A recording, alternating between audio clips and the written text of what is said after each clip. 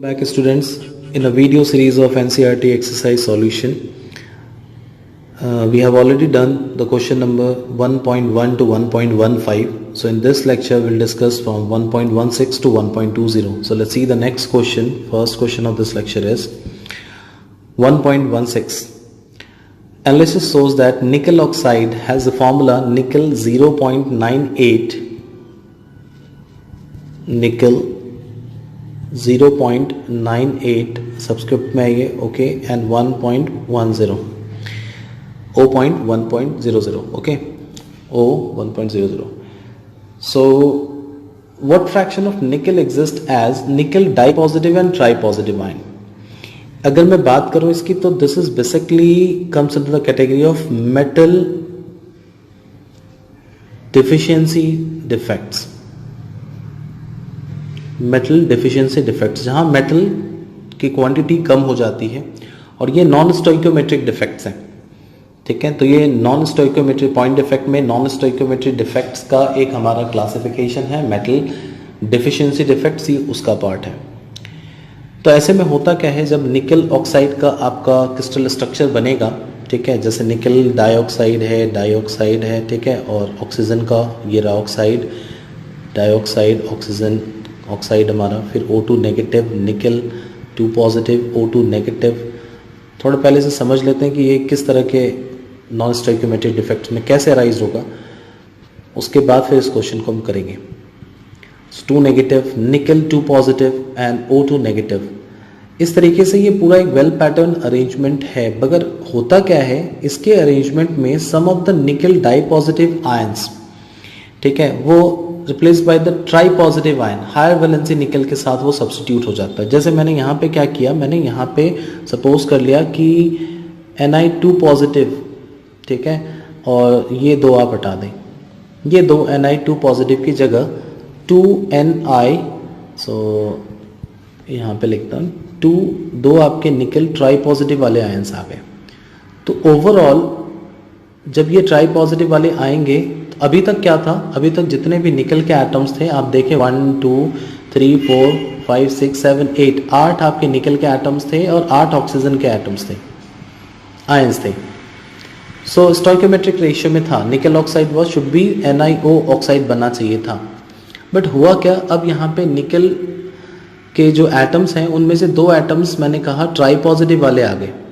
अब जब try positive वाले एटम्स हमारे पास निकल आयंस उसमें प्रेजेंट होते हैं, ठीक है, तो उसकी वजह से to maintain the electrical neutrality 2 extra positive charge आए, एक इसकी वजह से और एक इसकी वजह से, ठीक है.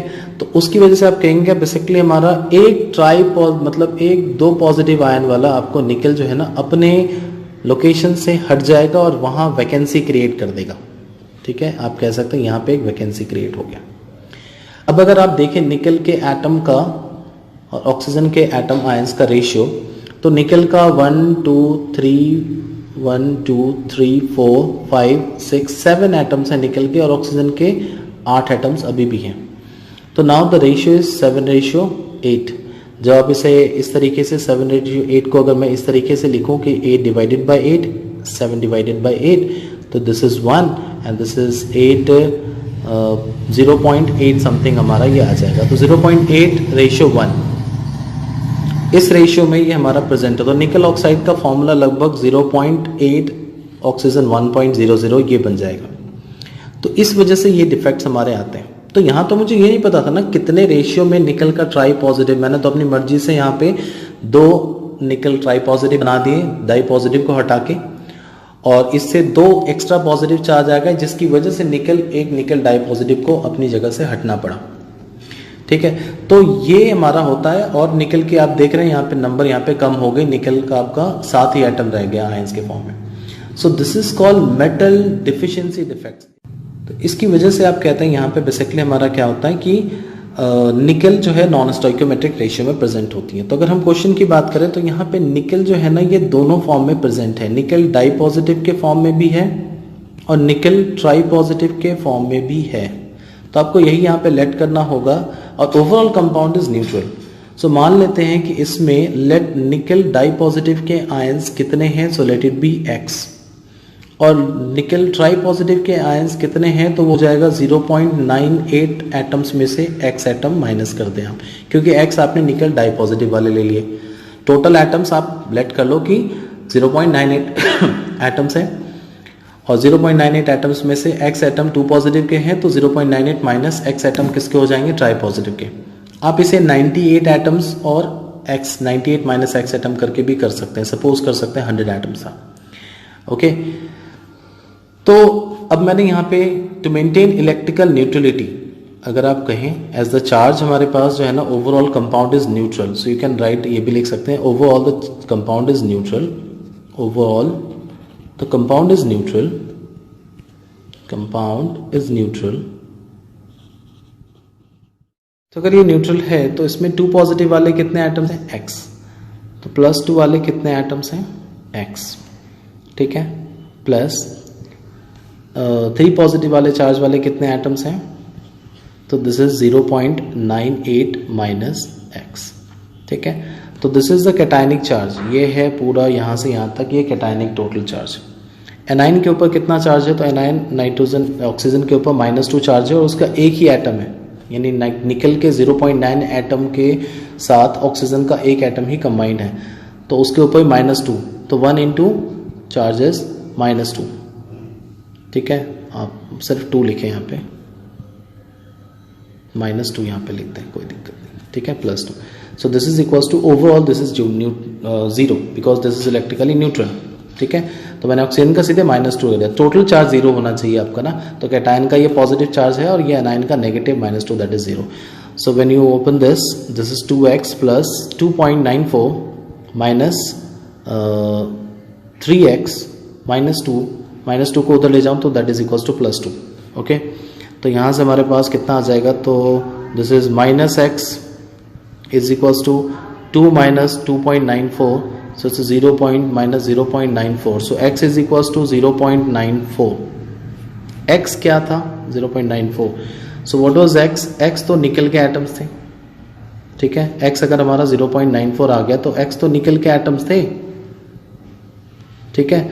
और निकल ट्राई पॉजिटिव के 2 पॉजिटिव के, ट्राई पॉजिटिव के थे ये, ट्राई पॉजिटिव के कितने एटम्स होंगे, तो 0.98 माइनस 0.94, x किया है मैंने, x की वैल्यू 0.94 रख दी क्योंकि आपने लेट किया ना यहाँ पे 0.98, तो इससे मैंने ये निकाला।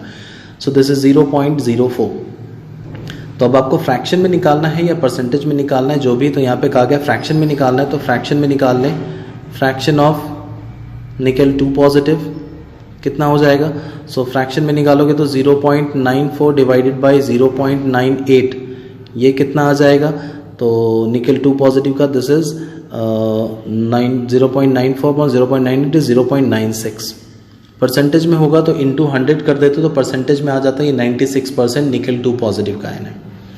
और निकल ट्राई पॉजिटिव का सिमिलरली कितना हो जाएगा, तो ट्राई पॉजिटिव के 0.04 एटम्स हैं divided by 0.98, so this is about 4%, या परसेंटेज में नहीं, मैं इसके फ्रैक्शन में ले रहा हूँ, तो फ्रैक्शन में ये 0.04 होगा, 0.04, wait, it's 0.04,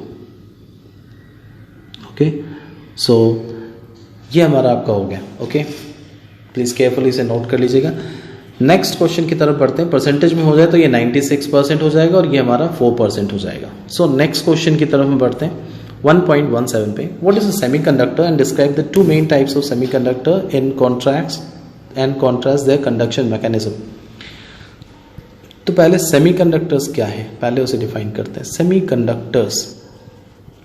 semiconductors are actually the substance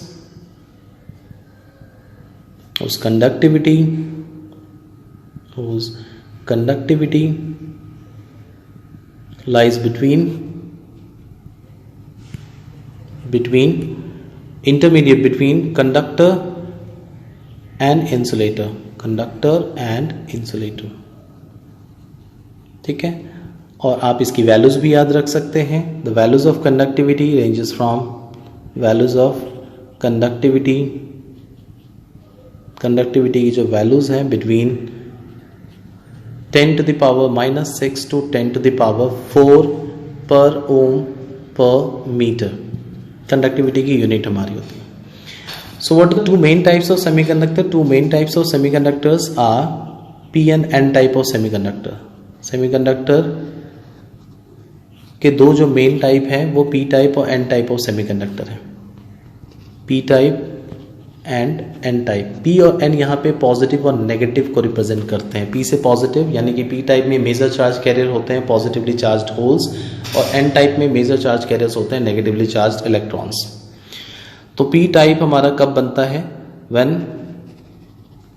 group 13 जो सेमीकंडक्टर्स हैं, खास करके हमारे ये जर्मेनियम और सिलिकॉन है, ग्रुप 14 के एलिमेंट्स. तो जब हम इसमें ग्रुप 13 के एलिमेंट्स को ऐड करते हैं, ठीक है, व्हेन ग्रुप 13 एलिमेंट्स आर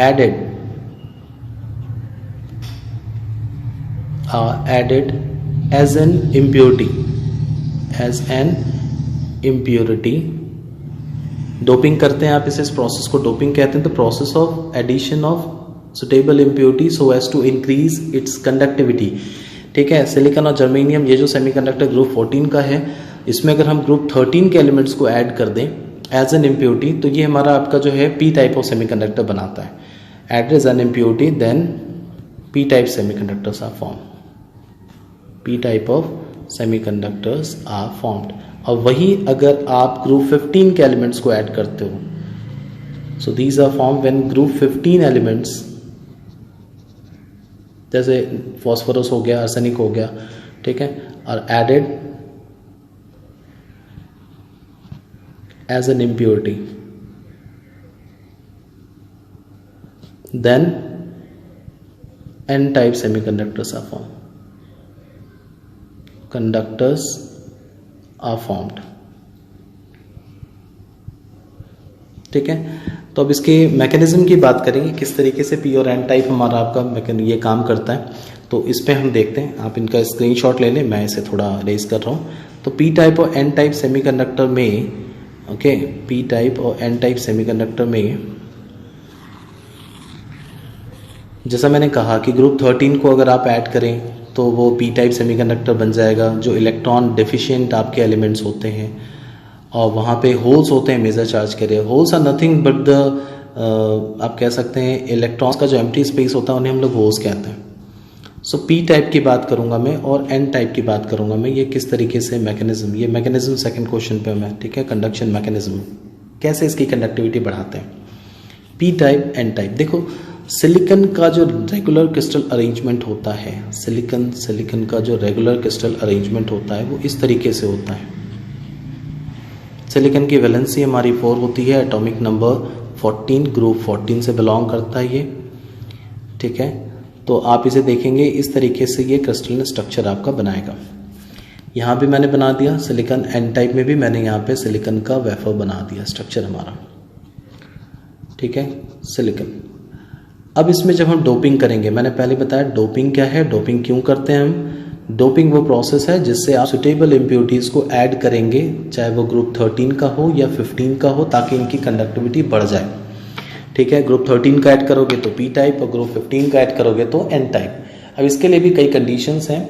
जो हम इम्प्योरिटीज ऐड कर रहे हैं उसे हम डोपेंट कहते हैं. डोपेंट का साइज और होस्ट एटम का साइज, यानी सिलिकॉन के एटम का साइज, वो ज़्यादा डिफरेंस नहीं होना चाहिए. तो ग्रुप 13 का अगर मैं इसमें ऐड करूंगा तो P टाइप बनेगा. तो ग्रुप 13 से मैं ले लेता हूँ कौन सा एलिमेंट जो सिलिकॉन के नज़दीकी है, that is aluminium, atomic number 13. Group 13 से भी है. हम इसे डोप करते हैं सिलिकॉन के वेफर में. होगा क्या, सिलिकॉन के वेफर में सिलिकॉन का जो एक एटम हमारा है, ठीक है, उसकी जगह कौन ले लेगा, उसकी जगह ले लेगा वहाँ एल्यूमिनियम. आप देख रहे हैं हर सिलिकॉन के पास ना लास्ट सेल में 4 इलेक्ट्रॉन है. यहाँ भी थे लास्ट सेल में, मगर एल्यूमिनियम के आते ही एल्यूमिनियम के लास्ट सेल में तो 3 ही इलेक्ट्रॉन होंगे, वैलेंसी 3 होती है. ठीक है, इस सिलिकॉन का तो लास्ट सेल में इलेक्ट्रॉन था, मगर यहाँ एल्यूमिनियम के पास नहीं थी, तो यहाँ पे ऐसे होल्स बना देते हैं. सो this is called positively charged holes. Positively charged holes. And these holes are responsible to increase the conductivity of P type of semiconductor. क्योंकि इस होल्स को फिल करने के लिए फिर एडजेसेंट इलेक्ट्रॉन आते हैं, इसे फिल करते हैं और यहाँ होल्स क्रिएट हो जाता है. फिर आगे से एडजेसेंट आपके इलेक्ट्रॉन्स आएंगे, उस होल को फिल करेंगे। इस तरीके से इलेक्ट्रॉन का मूवमेंट हमारा जो है ना वो बन जाता है और इसकी कंडक्टिविटी क्या होती है, इंक्रीज हो जाती है। जब एन टाइप सेमीकंडक्टर की बात करते हैं तो हम ग्रुप 15 एलिमेंट्स को लेते हैं। तो एक ग्रुप 15 एलिमेंट जो सिलिकॉन का नज़दीकी है वो है एटॉमिक नंबर 15, ठीक है, जस्ट सिलिकॉन के बाद, और 15 होता है फॉस्फोरस का, और फॉस्फोरस की वैलेंसी होती है 5। लास्ट सेल में इसके 5 इलेक्ट्रॉन होते हैं। जैसे एल्यूमिनियम के लास्ट सेल में 3 इलेक्ट्रॉन थे, फॉस्फोरस के लास्ट सेल में 5 इलेक्ट्रॉन्स होते हैं। तो जब आप फॉस्फोरस से इसे डोप करते हैं तो कुछ एक एटम सिलिकॉन का हमारा जो है ना फॉस्फोरस रिप्लेस कर देगा, और जैसे उसकी लास्ट सेल में आप इलेक्ट्रॉन्स देख पा रहे हैं, टोटल 5 इलेक्ट्रॉन्स है, तो 4 इलेक्ट्रॉन तो बॉन्ड हो जाता है एडजेसेंट सिलिकॉन के साथ। 5वां एक्स्ट्रा इलेक्ट्रॉन, ठीक है, 5वां एक्स्ट्रा इलेक्ट्रॉन वो ये है जो यहाँ आपका एक्स्ट्रा इलेक्ट्रॉन है। So this is the mobile extra electron, movable और मोबाइल एक्स्ट्रा इलेक्ट्रॉन है, ठीक है। That increases the conductivity, that increases the conductivity of semiconductor, N type semiconductor. तो ये इसका मैकेनिज्म है कि कैसे डोपिंग करने के बाद जब ये पी और एन टाइप ऑफ सेमीकंडक्टर बनाते हैं तो इनसे इनकी कंडक्टिविटी कैसे इंक्रीज हो जाती है। तो जैसा कि आपने यहाँ पे देखा, the positively charged holes are the major charge carrier, ये यहाँ पे मेजर चार्ज कैरियर्स हैं, मेजर चार्ज कैरियर्स, चार्ज को मेनली यही कैरी करते हैं। और यहाँ पे जो इलेक्ट्रॉन है, negatively charge electrons, these are the major charge carriers, electrons are major charge carriers. तो चूंकि ये नेगेटिवली चार्ज है इसीलिए, ठीक है, मेजर चार्ज कैरियर्स। तो यहाँ पे पॉजिटिवली चार्ज होल से मेजर चार्ज क्या है, नेगेटिवली चार्ज इलेक्ट्रॉन है, इसीलिए पी से हम इसे पी टाइप कहते हैं, और इसे नेगेटिवली चार्ज एन की वजह से इसे हम एन टाइप सेमीकंडक्टर कहते हैं। Okay, so moving to the next question, non stoichiometric cuprous oxide Cu2O, ठीक है, Cu2O can be prepared in the laboratory, and in this oxide copper to oxygen ratio is slightly less than 2:1, ठीक है। Can you account for the fact that this substance is a p-type semiconductor? क्या आप इसमें बता सकते हैं कि हमारा आपका p-type ऑफ सेमीकंडक्टर है? तो हम बेसिकली यहाँ पे ये कह सकते हैं, अगर पॉजिटिव आयन हमारा जो प्रेजेंट है, ठीक है, अगर क्यूपरस ऑक्साइड में मैं कहूँ कि Cu2O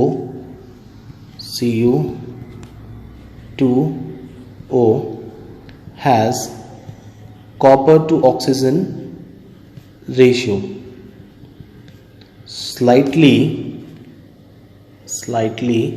less than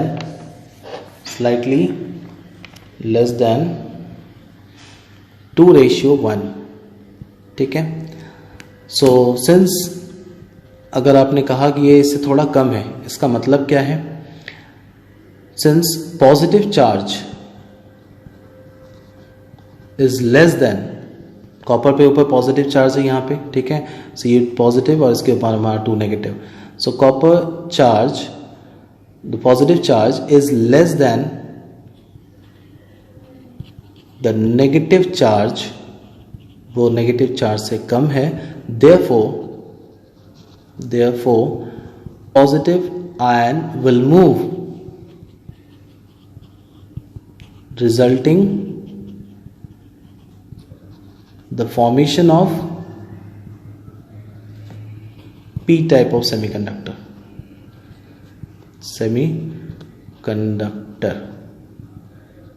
okay.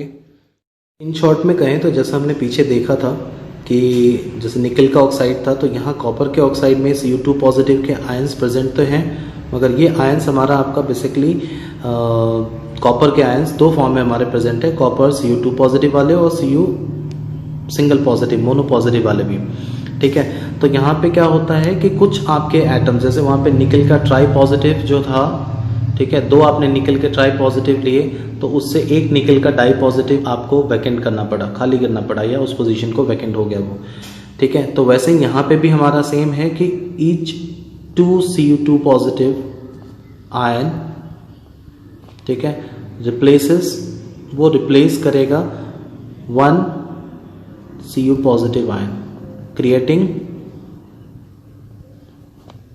Cationic vacancy, creating a vacancy, ठीक है, एक होल या वैकेंसी क्रिएट करेगा वो, due to which it behaves as a P type of semiconductor. तो हम ऐसे भी कह सकते हैं। ठीक है, बढ़ते हैं नेक्स्ट क्वेश्चन की तरफ। नेक्स्ट क्वेश्चन है ferric oxide crystallizes in a hexagonal closed packing array of oxide ion with 2 out of every 3 octahedral voids occupied by ferric ions. Derive the formula of ferric oxide। बहुत simple सा question है ये। ठीक है, इसमें simply कहा गया कि एक फेरिक ऑक्साइड का हमारा, तो फेरिक ऑक्साइड में Fe3 पॉजिटिव फेरिक आयन होते हैं और ऑक्साइड इज O2 नेगेटिव, और ये SCP स्ट्रक्चर, ठीक है, hexagonal close pack structure, close pack structure, ठीक है, ये स्ट्रक्चर बनाते हैं with 2 out of every 3 octahedral voids occupied by ferric ion. यानी ये जो है ना, इस 2/3 ऑफ ऑक्टाहेड्रल वॉइड को ऑक्युपाई कर रहे हैं। ठीक है, तो derive the formula of the ferric oxide. Okay, तो ऑक्साइड आयन हमारे बेसिकली, इसका मतलब है अगर ये ऑक्टाहेड्रल वॉइड्स की पोजीशन पे ये है फेरिक आयन, तो स्ट्रक्चर को बना कौन रहा होगा? Oxide ion. This forms the structure. और जनरली आप समझिएगा एनायन से स्ट्रक्चर को बनाते हैं। ठीक है, यानी कि उस हेक्सागोनल क्लोज पैक स्ट्रक्चर को ऑक्साइड आयन बना रहा है। तो मैंने बताया था, ठीक है, it forms the structure, forms the structure. Okay, तो मैंने ये कहा था कि जितने नंबर ऑफ स्फेयर्स जो स्ट्रक्चर बना रहे हैं, number of close pack sphere of oxide ion, अगर उसे आप लेट कर लो n है, so let the number of close pack sphere, तो क्लोजली पैक्ड कौन होंगे? Oxide ion. Close packed spheres be n, then octahedral void will be n, और tetrahedral void कितने होते? 2n होते, बट उसकी जरूरत ही नहीं है आपको। तो क्लोजली पैक्ड स्फेयर्स यहाँ पे कौन है? ऑक्साइड के आयन है, क्योंकि वो स्ट्रक्चर को बना रहे हैं, और बीच में जो खाली खाली जगह थे वहां फेरिक के आयन है। तो स्ट्रक्चर में क्लोज पैक कौन है? ऑक्साइड का आयन। तो उसे आपने लेट कर लिया क्या? ठीक है, n। इसके कितने एटम्स हैं हमारे पास? n है। और फेरिक आयन सभी ऑक्टाहेड्रल वॉइड पे नहीं है। ऑक्टाहेड्रल वॉइड भी कितने होते हैं? n। अगर ये n है number of close pack spheres, तो ऑक्टाहेड्रल वॉइड भी n ही होता, मगर सारे के सारे वॉइड्स पे फेरिक आयन नहीं है। इसने 2/3 ऑफ ऑक्टाहेड्रल वॉइड को ऑक्युपाई कर रखा। अब ऑक्टाहेड्रल वॉइड कितना था? तो आपने कहा ऑक्टाहेड्रल वॉइड था n। तो अब इसका अगर हम रेशियो निकालें तो n और n कट जाएगा, रेशियो इज 2:3। सो कंपाउंड का फॉर्मूला क्या हो जाएगा? ठीक है, आयरन के 2 और ऑक्साइड के हमारे 3 आयन्स हमारे, तो this is Fe2O3। So this is the formula of ferric oxide. Okay, next category में आते हैं हम। नेक्स्ट क्वेश्चन क्या है? So classify each of the following as being either a P type और एन टाइप ऑफ सेमीकंडक्टर। पहचानने का तरीका पहले मैंने बताया, सो जर्मेनियम डोप्ड विथ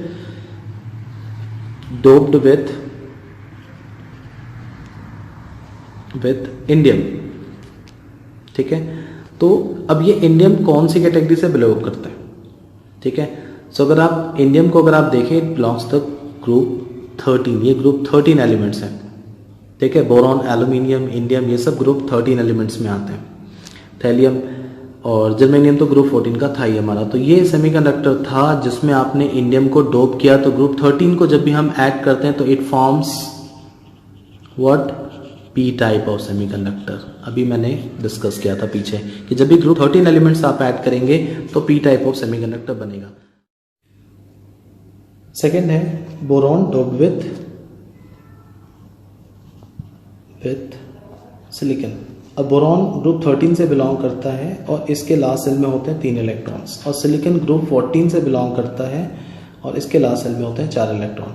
तो जब आप सिलिकॉन को डोप करते हैं बोरॉन में, तो बोरॉन हमारा आपका बेसिकली क्या होगा? आपको सिलिकॉन, जैसे बोरॉन का स्ट्रक्चर हमारा था, उसमें आपने सिलिकॉन को अगर आपने डोप किया, एटम के थ्रू डोप करके दिया, तो सिलिकॉन एक एक्स्ट्रा इलेक्ट्रॉन लेके आएगा उसके साथ। तो due to the presence of extra electron, ठीक है, due to the presence of extra electron, ये उसे एन टाइप ऑफ सेमीकंडक्टर बना देगा। N type of semiconductor is formed. ठीक है, so this is all about this lecture. इस lecture में हमने 1.20 तक खत्म कर लिया। ठीक है, लास्ट के वीडियो में हम 1.21 से लेके 26 तक सारे क्वेश्चंस को सॉल्व कर लेंगे। Till then, thank you, bye.